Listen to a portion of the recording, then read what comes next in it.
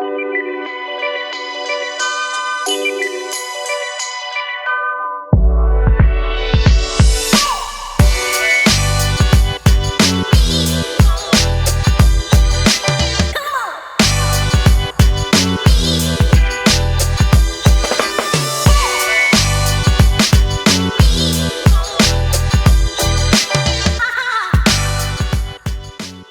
Bob, take it away.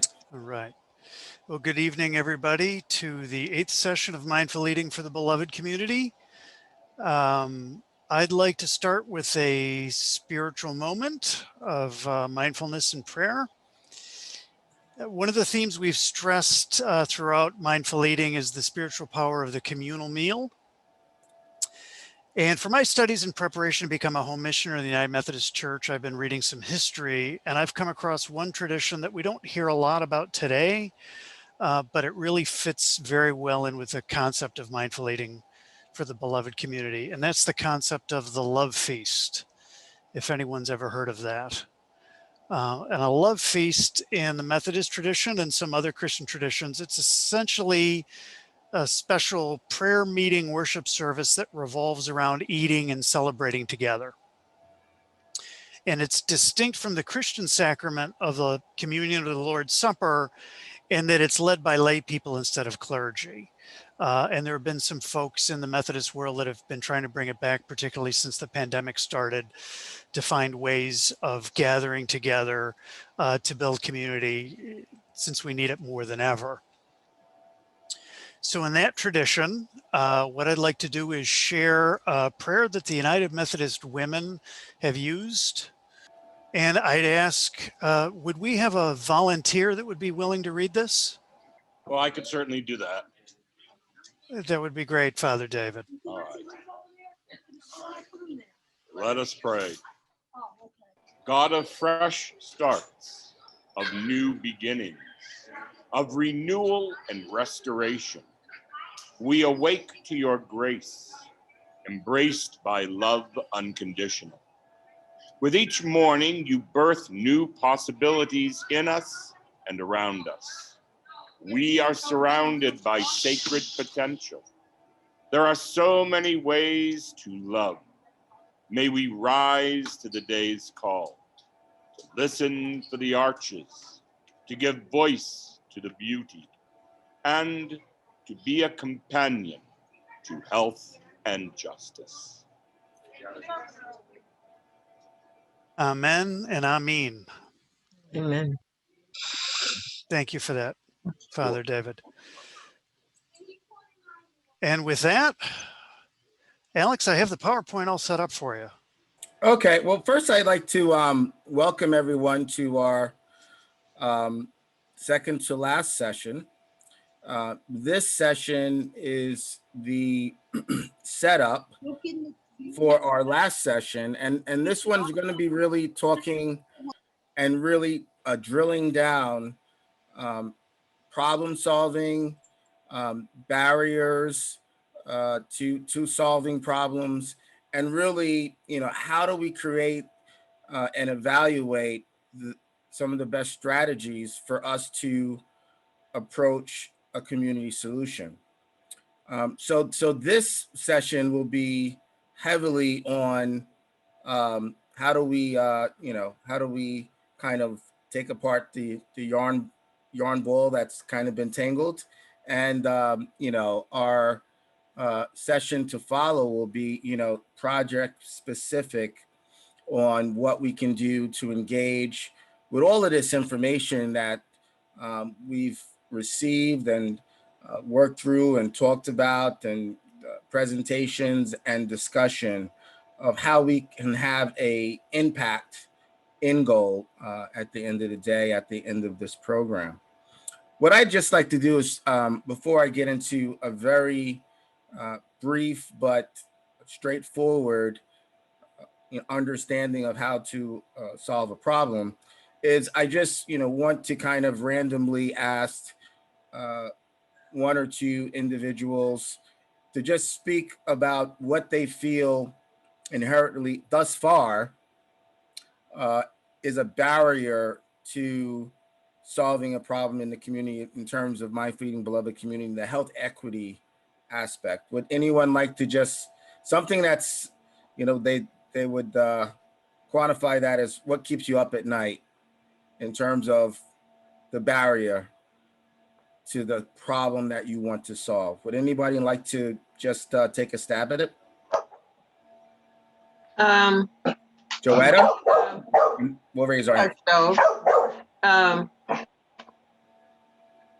it is people's attitude in general towards food. When you speak to people or you're at a function and where food is provided, or say you're having a meal and people are bringing different dishes, and you bring a healthful meal, vegetarian meal, and people say, oh, you're eating vegetarian. And then it leads to a discussion about food and how you feel about food. And many people feel that that's not something that they would eat or would want to eat. So in addition to what we're saying about a food desert, we're also talking about people's attitudes and mindset. Great. And I hate to admit this, but not until recently, even in the restaurant business, if someone asked for a vegetarian plate, you'd get a rolling of the eyes by the cooks, and maybe they throw some carrots on the plate and say, with no care, and say, this is what you get for coming to a nice restaurant and asking for vegetables. And so Right. I would almost label that as a bias. And as that it even goes into people's diet restrictions. I mean, some people are lactose intolerant, some people are gluten intolerant, and I think there's a large amount of when you say attitudes and these biases, I think there's a large amount of education of ignorance, and as that people eating foods that are not appropriate for them can really relate to bad health or allergic reaction. So I think that I think we need to take a harder stance at that and call the problem when we see it and correct it when we see it. So so people don't have to feel embarrassed about the fact that they have a diet restriction. That was great. Thank you. Would anyone else like to go? I agree with Joetta in regards to people frowning on healthy eating. But I wonder sometimes, how do we spread a different message without becoming so preachy around the benefits of healthy eating? How do we share that? I know that there are lots of ways that we're attempting to now with much of the information that we have that's available, but there are people, and probably many of us right here in this group, that live a life of healthy outcomes we reap those outcomes because we practice a particular way of eating, but how often do we get to shout it out? And how can we do that? I mean, I know that my health is one of my biggest blessings, and if you give me an opportunity, I'm going to tell you about it with a great big smile on my face. And I'm going to tell you about my numbers, how many servings of vegetable and fruit I eat a day, and how I enjoy getting up in the morning, preparing my breakfast, and making my veggies and fruits. And I offer to help you, right? But I don't know. I have friends who have degrees in the field of nutrition and what have you, and They are members of huge churches. They don't volunteer for sharing any of that knowledge. Mm, And so I don't know. I just think that we don't stop. We don't give up. Just keep sharing the message, and we share it with love. And we say that when we want people to hear our message. We tell them that we love right. them and we want them to be around, and there's lots of work for us to do. So I'm trying not to be um, turned around Hmm. by the message of there is a close connection between health outcomes and how we eat. And good health outcomes is a lot more pleasurable and a lot more quality of life than the other way around. So Right. Well, that's a very good point. I mean, the essence of mindfulness and mindful eating is to reduce human suffering. And if you think about it, everything is really consequence based. We can call it health outcomes, but I mean, if I um, eat a plate of cheese for dinner tonight, I know that my consequence tomorrow will have to be paid in full. you know and so these indulgent, I think, if people understand the cause and effect and trying to limit the consequences and suffering, because if you eat poorly you will suffer. I mean, that's and maybe not suffer when you're younger, but it will catch up with you. Every disease that I know about that's heavily food dependent, whether it's hypertension or diabetes, or the list goes on and on and on. When people get their arms around it, first of all, they change their diet. The disease, on many levels, is just managed. Even if you reverse some of those diseases to, uh, for instance, a pre-diabetic level, you still have diabetes. So the question really becomes, um, you know, can you manage and limit the consequences, based on the foods that you have relationships with? Because it's all about relationships.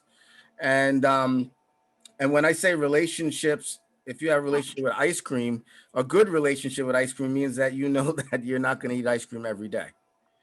And if you're lactose intolerant, it's probably a good idea to have a strategy, or have a lactose free ice cream. So a lot of these things, I think, and I don't, in terms of an individual that has all this information and refuses to share it with their neighbors, I think there's some accountability, conversation that might need to be told, because if you know something that someone else around you can benefit from and you don't tell them, uh, I believe that's unethical to a certain degree. And it's almost like a child that you don't tell not to run in the parking lot and they get hit by a car. So I think there's something to be said there. Let's go to a very simple form of problem solving, because these were two great illustrations of barriers that exist, that you're concerned about, that are legitimate. And so, Bob, can you cue the first card? So, problem solving, a lot of people um, don't know how to solve problems. In fact, in my experience, a lot of people are really great at pointing problems out. And growing up in the food business, which is probably like a lot of other businesses, I was immediately trained that if I was to find a problem, not to bring it to a superior without the solution in mind, because they didn't need to know, they didn't need to have more problems to solve. They need to have people that wanted to solve the problems and be aware that the problem was being solved.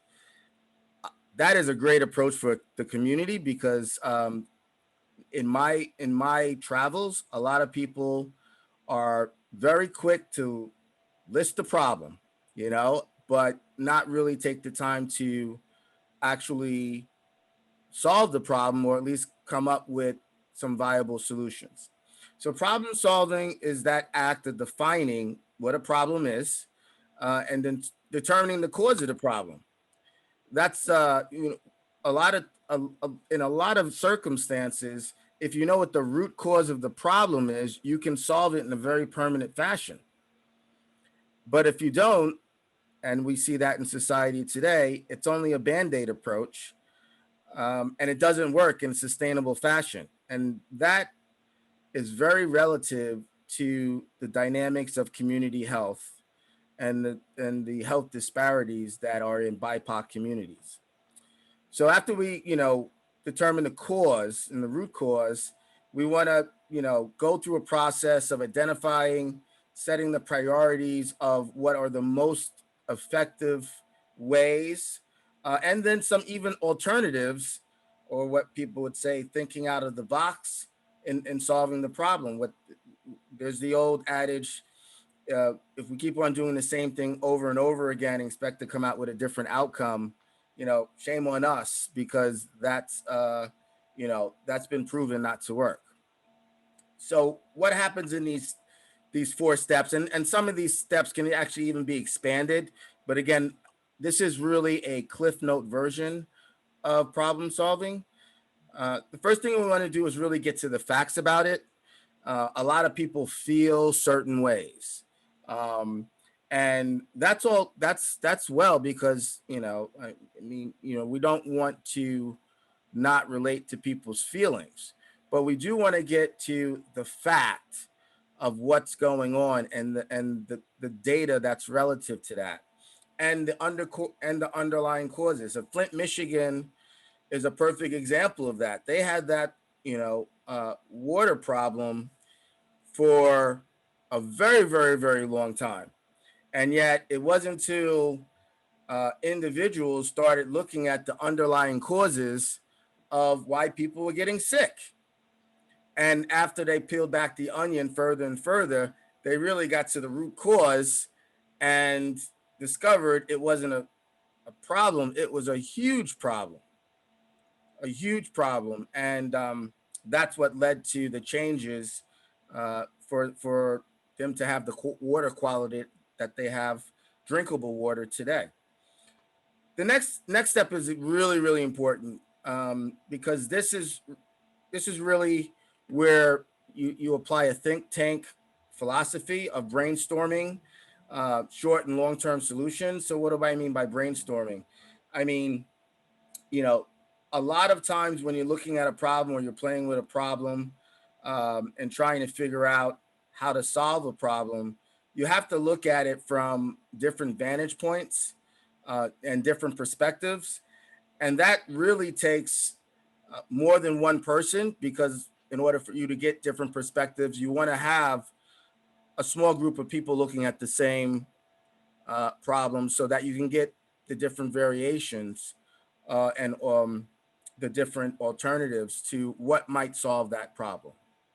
All right, so that's kind of like a number two approach.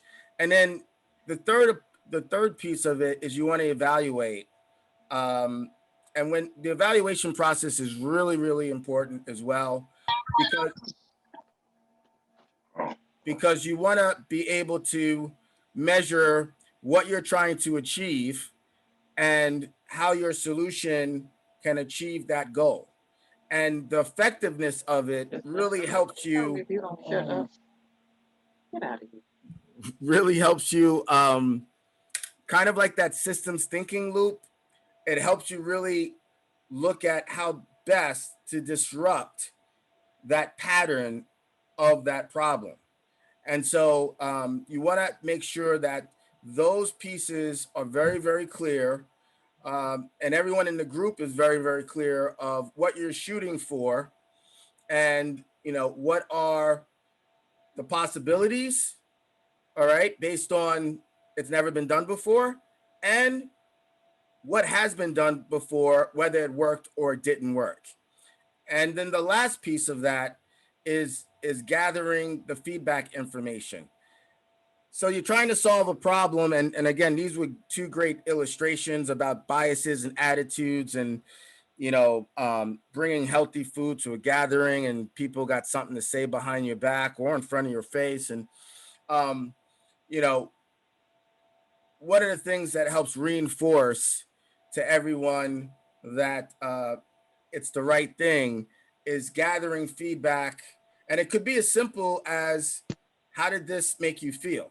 You know what I mean? I made a roasted bean. I tell you, I made a black eyed pea hummus for an event, and I served it with whole grain, pita chips, and people actually, and I put some, spicy chili flakes on the top, and so that added a little pizzazz and spice and some roasted garlic, and people really said that, everyone that ate it said, wow, it not didn't only taste good, it made them feel good. It made them feel like they had a little more energy.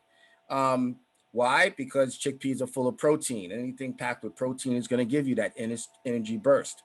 So that's just a simple example of gathering feedback, because then what you can do is you use that feedback when someone says, oh, I don't know if I'm going to like it. Well, such and such and such and such and such and such, they ate it, they loved it, and they actually felt really good. So now you have some substantiating data, it's almost like presenting an argument.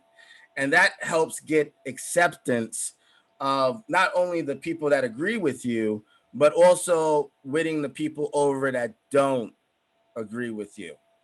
And so by doing that on a short-term basis and a long-term basis, you really find how effective that solution is.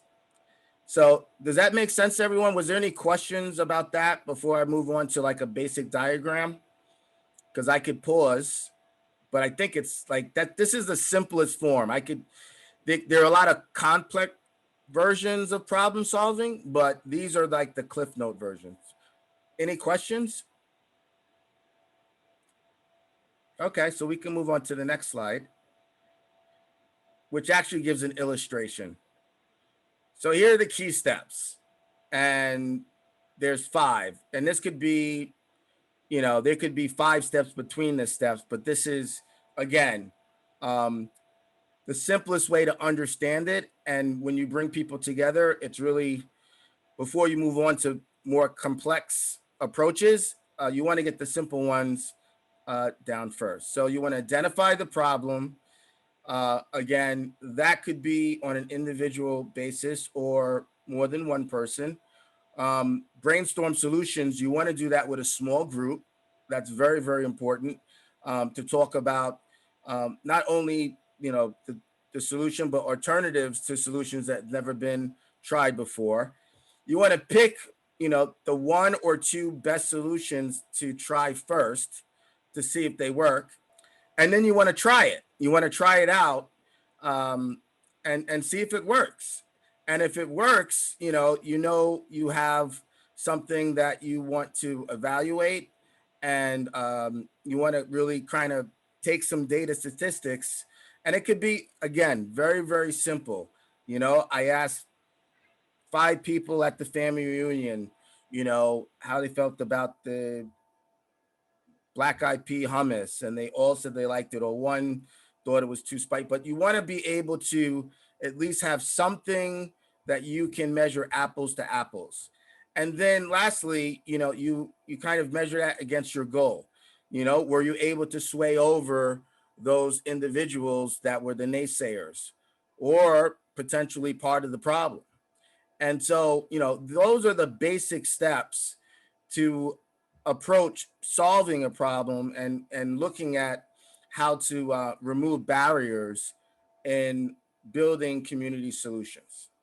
So I'll pause there, but I think it's pretty straightforward. But if anyone has questions, I'd like to answer them. I can answer them, or we can answer them as a group before we move forward. And then we're going to go even deeper into a SWOT analysis, which is actually how you can really fine tune the ideas for solving for solving problems, and for removing barriers. can this be useful as a process, as a tool and a process to approaching removing barriers and problem solving? Victoria? Yes. Sometime when I do have a recipe, I tell the people, you don't have to do exactly the way I do it. Do it to your taste and your like. You know, sometimes people don't like onions, some people, but it's still good. So you can always do it to your likes. And sometimes it comes just as good. Gotcha. Any other thoughts? Sometimes if you do it in small portions and let people taste it or try it, sometimes it's beneficial because they'll just be tasting it and see how it tastes, and then maybe when they try it themselves with other people, then it maybe comes out very well. You guys are speaking my language because you're talking about recipes. And Okay. One of the things is that using the method you just discussed about generate solutions, going back to the example that I used in the beginning, where before the pandemic, I was part of a swimming group, and we celebrated on different occasions. And the first time that I took the it was a warm kidney bean salad, and the first time that I took it, people looked at it and said, "What is it?" And a few people tried it, but not very many. But as time went on, more and more people tried it. And then when we had other occasions, people would say, "Are you bringing the warm kidney bean salad?" Or they didn't know what it was, but they said, "Are you bringing that salad?" So over time, as you say, identify, define, and determine, and then generate solutions. And then just keep feeding the people, if you will. Just keep, just in as Lloyd said, in subtle ways, just discuss it and bring it. And I think that is one of the best ways for including problem solving. Just a little bit at a time, a little bite. Try this. You might like, no, not you might like it. Just try this and give me your opinion about it. right. And that's exactly what if you go back to all the recipes that we did, the mindful eating recipes, you know, there were a lot of different alternatives that I proposed. You know, when I say black eyed pea hummus, I know chickpeas is what they make regular hummus out of, and I said, you know, how do I how do I change this up so that I can add a little pizzazz from a southern root perspective. And so I treated black eyed peas like I would treat, you know, chickpeas to make hummus. And I think it was better. You know, I think it was better with, you know, some chopped scallion. And so to your point, again, reinforcing that loop and like you said, keep on, you know, not stopping until it starts to get traction. And then ask people, this is what I do, you know, what would you do different, or what would you substitute here, you know, or what bean would you like, you know, in this salad, you know, or maybe I should try it, or maybe you should try it with that bean, or and give them a full range of options so that the alternatives for the solution actually come from them. I think I kind of agree with Joetta on her points. I think that with a lot of people, when I make something that's different and they ask me what it is, I usually don't tell them because people prejudge whether it's good or not. So I just be like, just try it. You know, I'll let you know what it is later on, but just try it. Let me know what you think. And once you tell them, because I remember when I made, I think it was the sweet potato bread, and I had told my friend what it was. She didn't, and I said, I need your opinion about it because I'm going to try this out. And I need your opinion like now. she didn't eat it because she was like, oh, you know, you said sweet potato bread and I didn't think it was going to be good.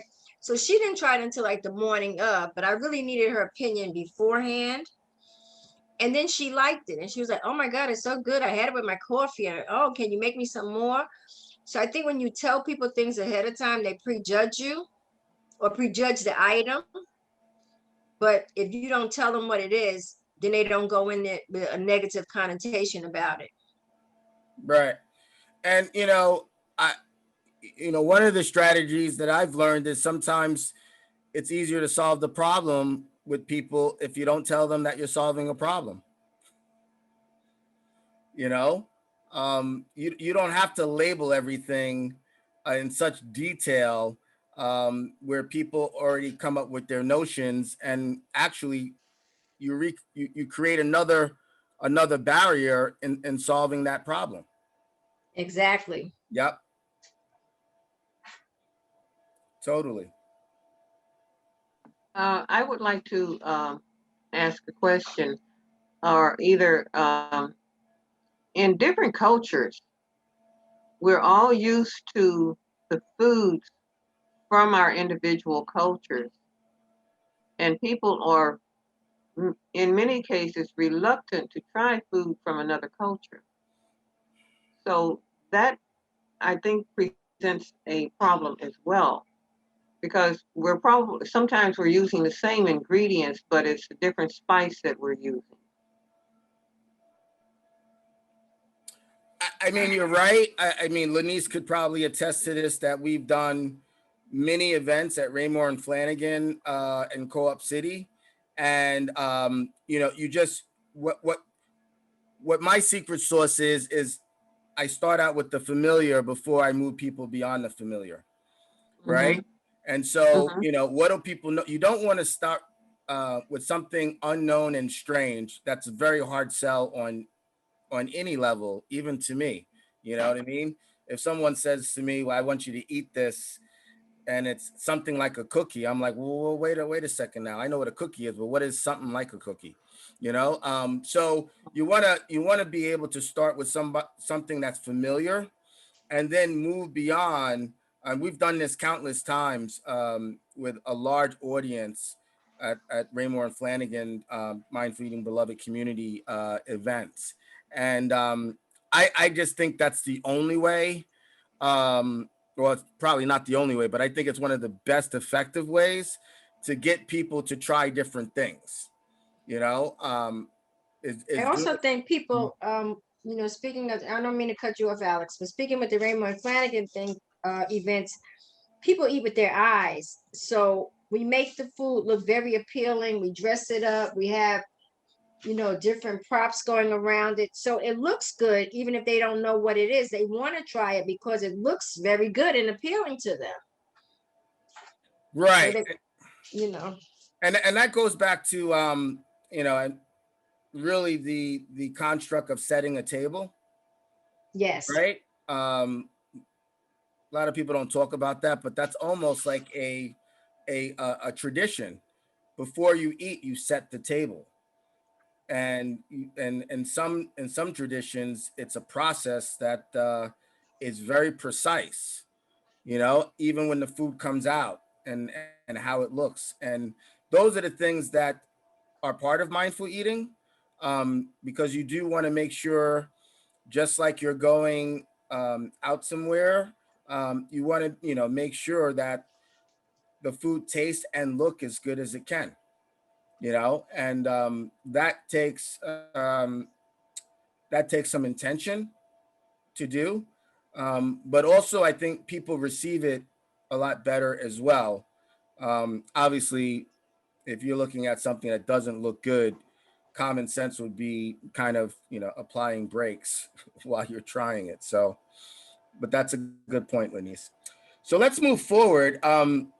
We want to move forward now to the outcomes of the courageous conversations, and I'm going to hand this over to Sarah. That was such a rich conversation. I really was enjoying listening to the culinary metaphors that can help us guide us through a lot of these issues. Sometimes I was thinking maybe we could compare courageous conversations to trying to cook a really challenging recipe. So we're really curious. We invited everyone to give some thought and to try out some courageous conversations over the last 2 weeks. And I'm just wondering, what did people try and how did that go? What happened? Well, I spoke with my sister-in-law around how she eats. She's a diabetic and she's also overweight. And you know, she commented on how I looked, and then I told her how I eat. And she made all kinds of excuses why she couldn't. And I just listened and just tried to help her to understand it's like one step at a time. And then, of course, understanding why she felt she couldn't deprive herself of certain things. But I had to bring it up to her because I know that her health is being compromised right now. And what were their excuses, by the way, if you don't mind sharing? Sure, no, but it was always the but. But, you know, I'm not eating this, so I have to treat myself to that. Or, well, my numbers are getting better, so it's okay for me to do this. Or there were some other excuses that she had as well. So that there were always excuses, and you know, it was. But I said it. You know, I had to talk to her, and I acknowledged how difficult it's been, and it can be for her, and so forth. So I think acknowledging was a good thing, but whether or not she can hear it and sustain is another thing. I had a courageous conversation with one of my neighbors, and I have brought this up in my other class that I have with Alex. And she's extremely overweight and she's short. She's like maybe 5'3", and she's about 350 pounds, maybe a little bit more. And she's another one that has like Paula's sister-in-law that has all the butts, you know. And her main thing was she's carnivorous. That's the only thing that she could keep saying to me. Well, I'm carnivorous. And I kept saying, you know, it's fine to be a meat eater, but why don't you try one day without meat? Just start with one day and just do all fruits and vegetables, because you keep telling me how much you love fruits and vegetables. So why don't you just try to do that for one day out of 7? Oh no, I can't do that. I can't do that, you know, because I'm carnivorous. I have to have my meat. So, you know, at the end of the day, I think all we can do is have the conversation with people and hope that something will click in their heads. And then she told me it's easy for me to say it because I'm the size that I am. And I'm like, but I work hard to stay the size that I am, you know, because if not, I'd be big as a house. I love bread. I don't eat bread because bread makes, you know, carbs don't like me. So I know what carbs will do to me, so I stay away from them. And it's a sacrifice that I have to make. That doesn't mean that I don't treat myself once in a while, but I can't do it on a regular basis. And that's what she wasn't hearing. But the conversation is out there, and it's up to her to listen and take heed. But I know that I've done my part to, you know, share the courageous conversation with her. I share information with my colleagues and my family, and I tell them how I feel when I get up in the morning. I walk every morning for an hour and a half. It's walk as much as possible. So I feel it's spring, it's gonna be summer. The less you eat, the more healthy you eat, you feel better, and drink more water. Sometimes it's better to use yourself as an example than to say, well, you fattened it. Well, they know that already. But you say, this is what I do. I'm just sharing information, because sometimes that's the last thing someone wants to know. Because trust me, they battle with that. And I can see that a lot with my colleagues when I worked. So I just use myself always as an example. And when you try it, you feel good. It's a struggle with all of us. So some of us have more willpower than others. But I never try to tell them. I share information. And then I look back at them and say, well, you get a candy, why don't you eat some apples or eat this? Only suggesting. Sometimes you can give it and put it on their station. I give it to them. That's a start. That's on a suggestion. I'm curious if anyone has had courageous conversations with people looking to make changes to the larger food system and the community as a whole, because, you know, they say, you know, in public health, we say, you know, make the healthy choice the easy choice. And if it were easier for people to access the healthy options, if it was more affordable, you know, in people's, you know, immediate vicinity, you know, it might be easier for some people to make those choices. So has anyone had any of those conversations? And we had put together, we started a Google Doc that, you know, we could maybe brainstorm together if people have specific barriers, because what we want to do is in the last session, we want to go through what are the solutions. So in this session, you know, people are having like excuses, you know, for like their individual changes in their eating behaviors, but also in this mindful eating program, we want to identify what are the barriers to improving the access to healthy foods as well. So I'm just curious if anyone has had any of those types of courageous conversations.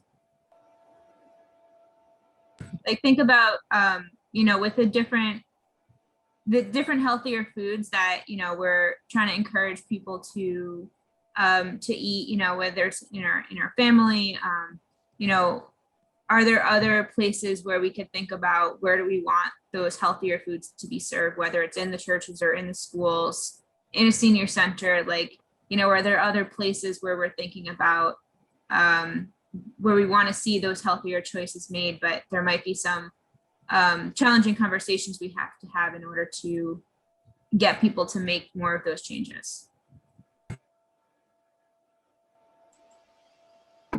A lot of times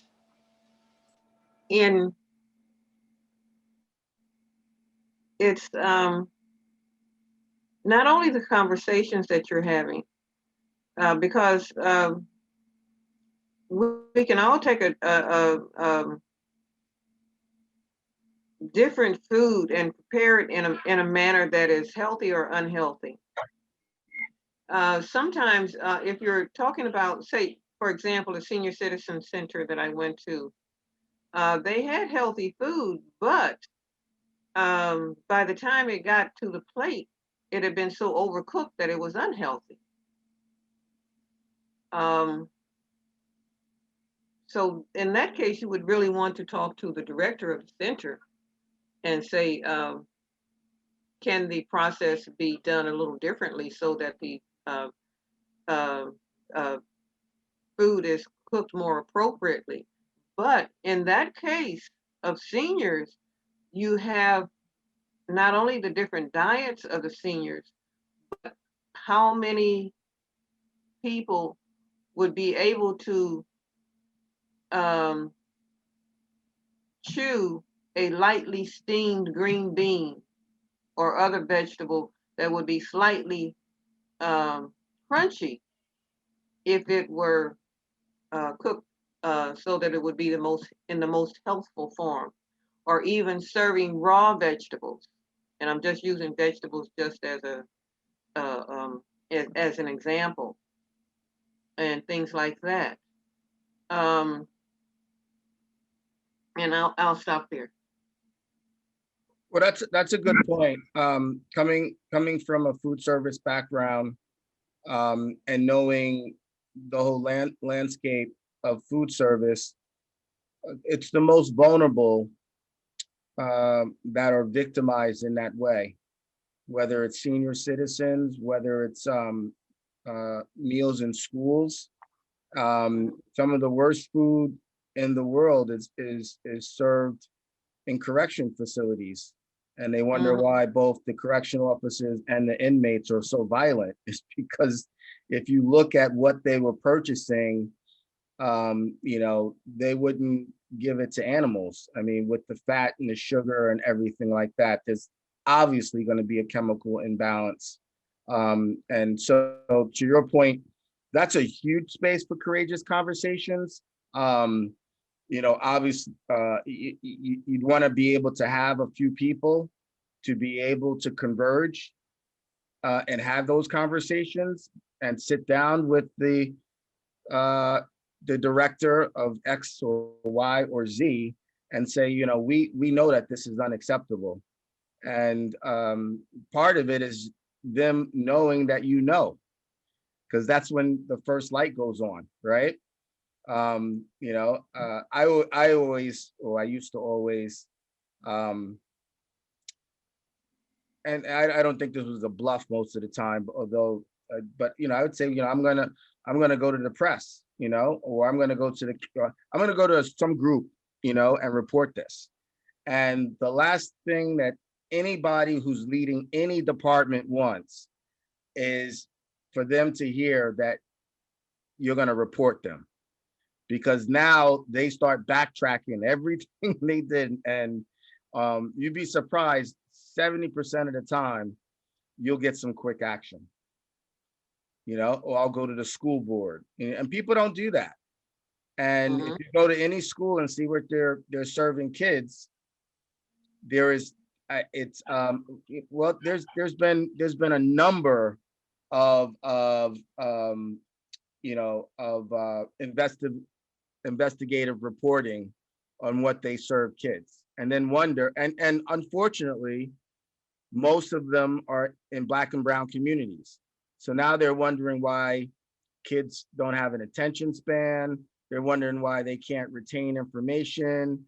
They're wondering why all these other things that are attributed to the fact that they're giving, some of the highest sugar drinks. I mean, I've witnessed it, and Lanice can attest to it too, that there's no way these kids can act sane after you feeding them something like that, and then putting them on a regimen of doing it every day.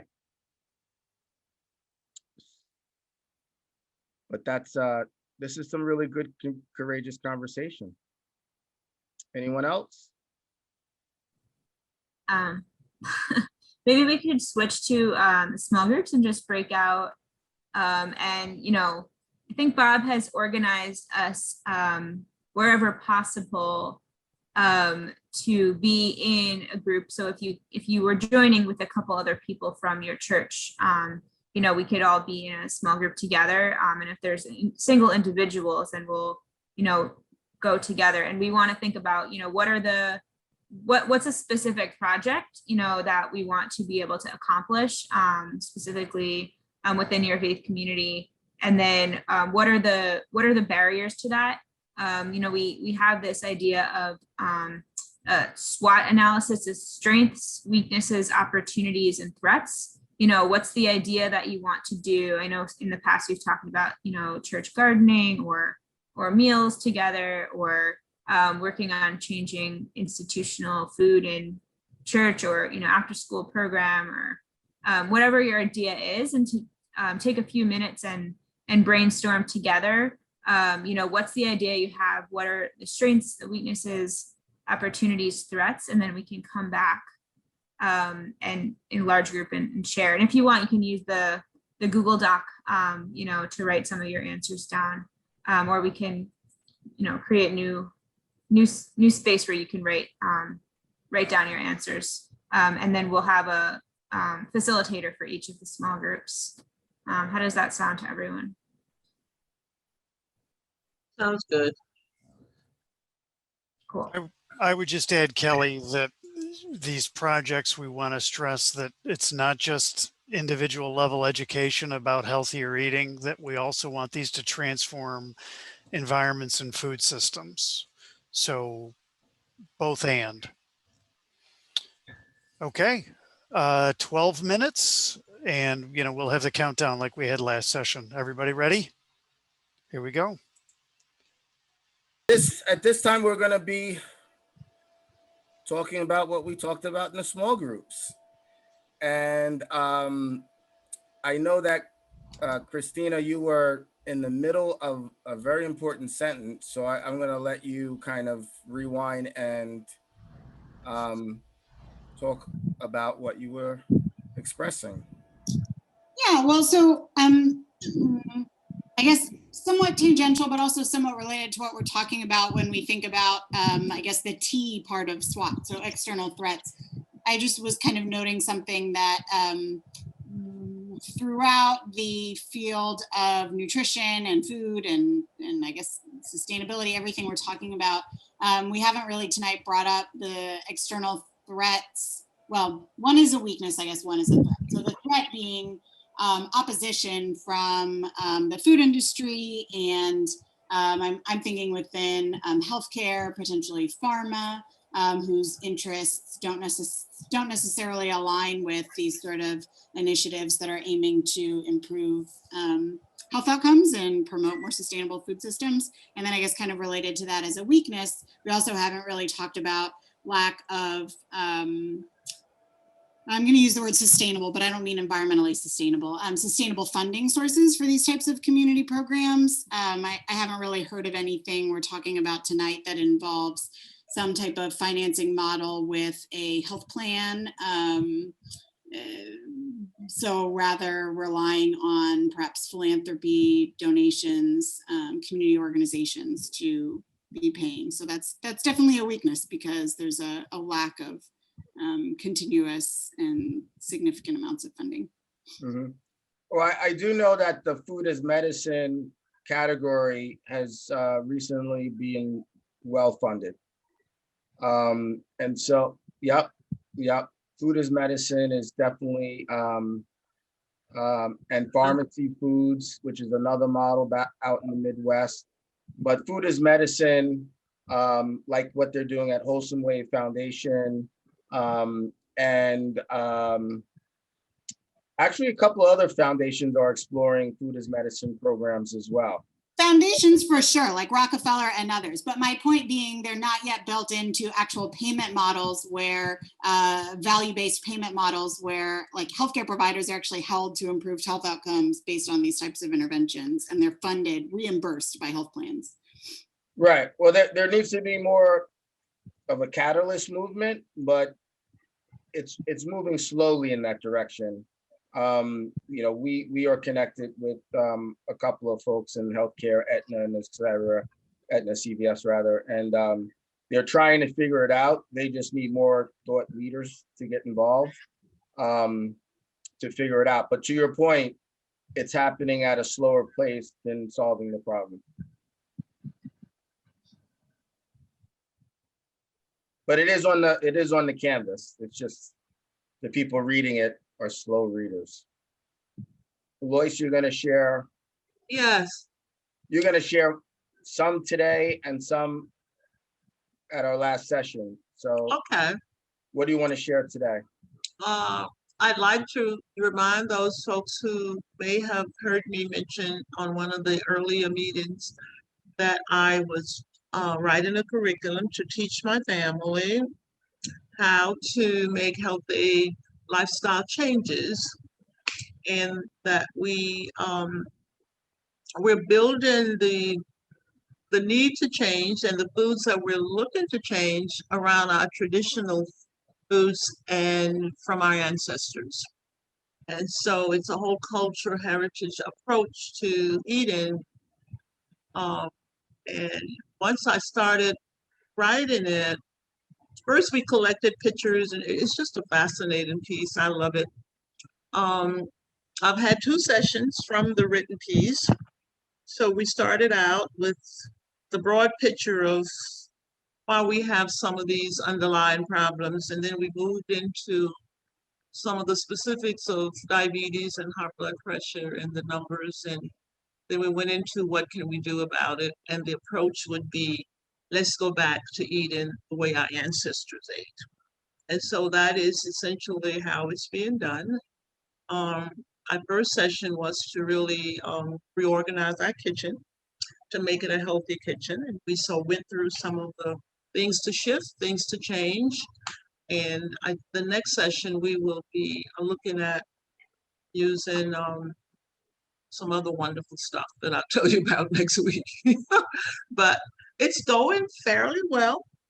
They all have goals, and they've agreed to goals, specific goals around the changes they want to make. Some of them would like to prevent type 2 diabetes. Some of them want to get their blood pressure down. Some of them want to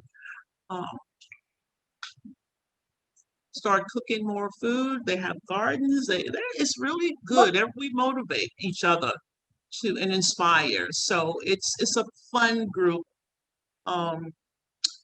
that I think is doing well. I like it. Thank you, Lois. So that's essentially where we are. Any other groups care to share? I can share from our group.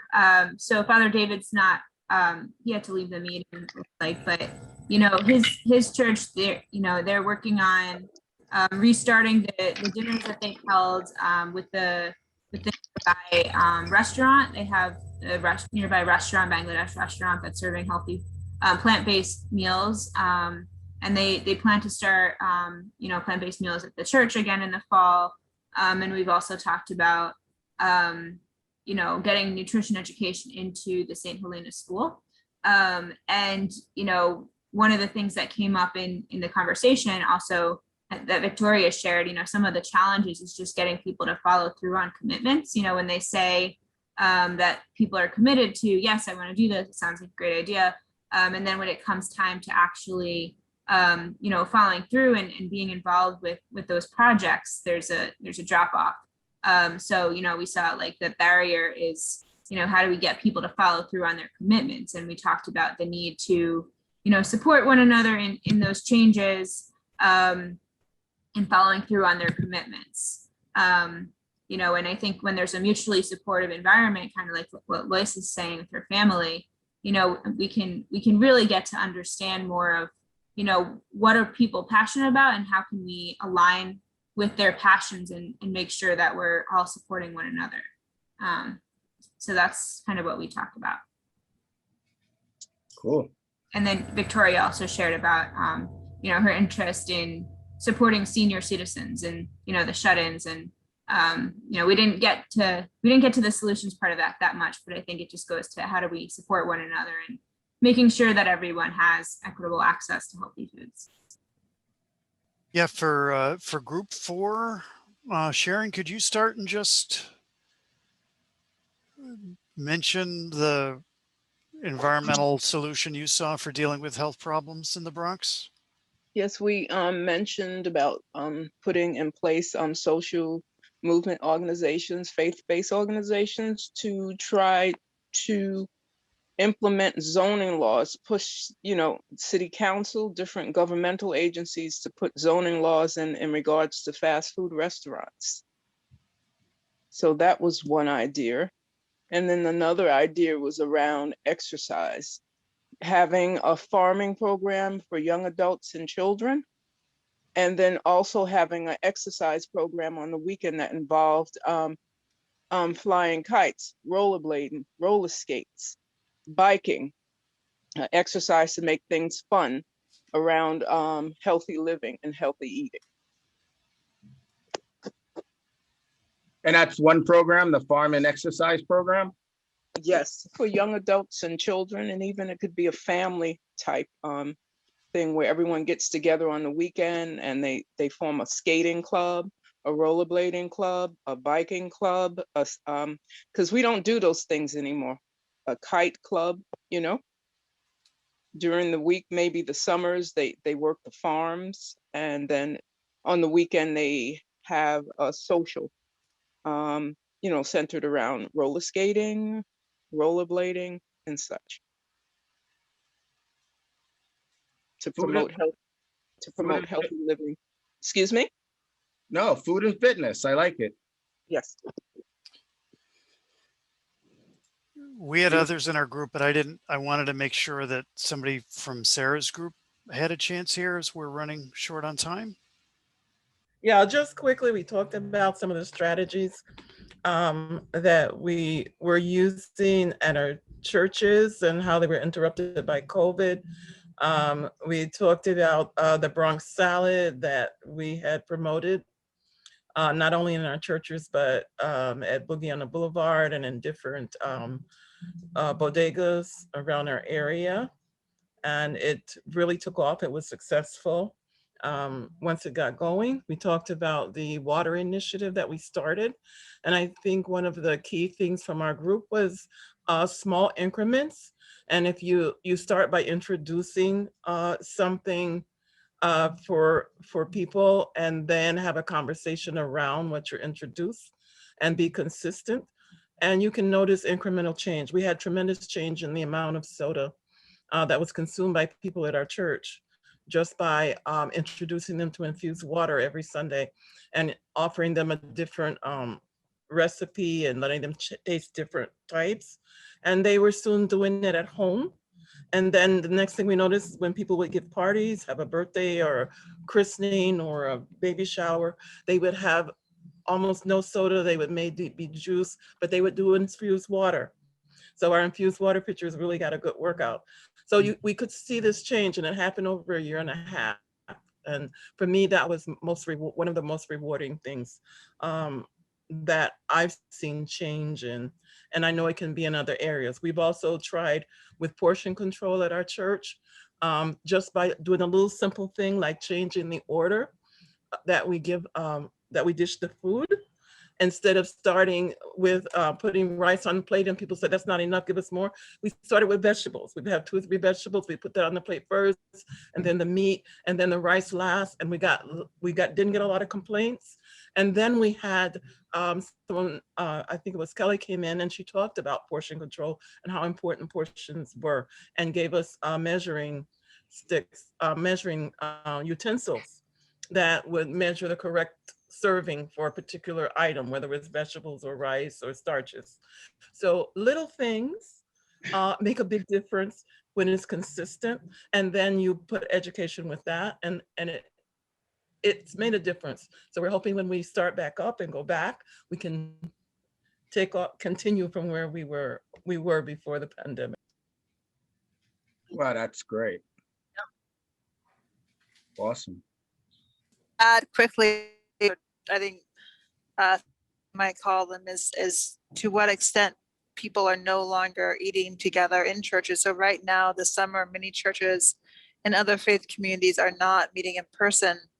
And to just really use this time to maybe do some outreach to different people and talk to them about what have they been eating during COVID. What maybe they've been using some of these water infusions in the past year. Has it been successful? Has it not been successful? And what they might like to eat when they come back to church, so that when you do gather together again, that what is on the table is really healthy, and that you can start some programs now that will help that happen. And I think there's a lot of opportunity to kind of build up to a really healthy reentry. And if people want more resources for Bible studies around healthy eating, that's something we can also support you in, especially for those churches that are doing Bible studies but not meeting in person. You can absolutely talk about food. There's a lot of theological resources out there. Okay, Bob, you want to bring us home? Sure. For homework, we're going to continue, and we'll be sending this out tomorrow morning because one of the pieces was to do some journaling. And this, I know most of the journaling exercises we've asked you to do are various pieces. We haven't asked to see them, but we'd like to see this one if we could. Sarah, can you remind me in terms of what the wording for the journaling question was that we were going to have? And we'll also email this out tomorrow and then have it later in the day on Rizuku. I don't have it in front of me, but it's Okay. basically integrating the individual and collective dimensions of this course, because we're talking about individual change for mindful eating as well as systemic change for mindful eating. And so we're inviting people to explore how those things are connected, both in like particularly in your practice and in your daily life. Like, how are you seeing the connection between working towards, whether it be at the church level or at a policy level or community level, and at your own individual eating, and how, yeah. Thank you for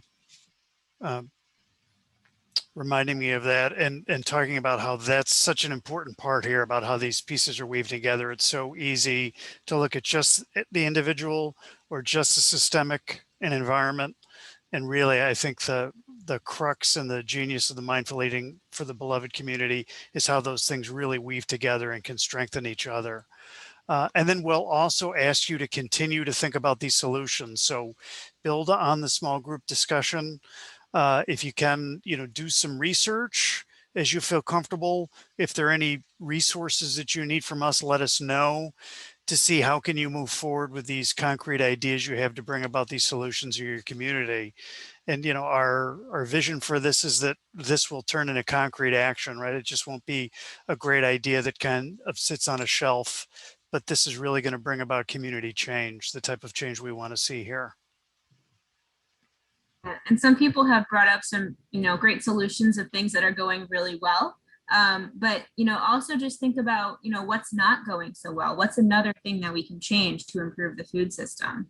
I liked Sharon's idea around the zoning and fast food, right? Like what's something that we can work towards that isn't already happening, because there's still a lot that we need to change in our food system. And just, think of this as another opportunity to brainstorm collectively together.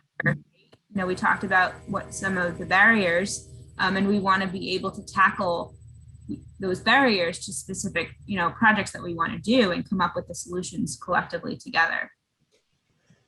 Okay. All right. Chef Alex, can I ask for a closing bit of wisdom before we say goodnight? Sure. Put me on the spot here, Bob. You're good at it.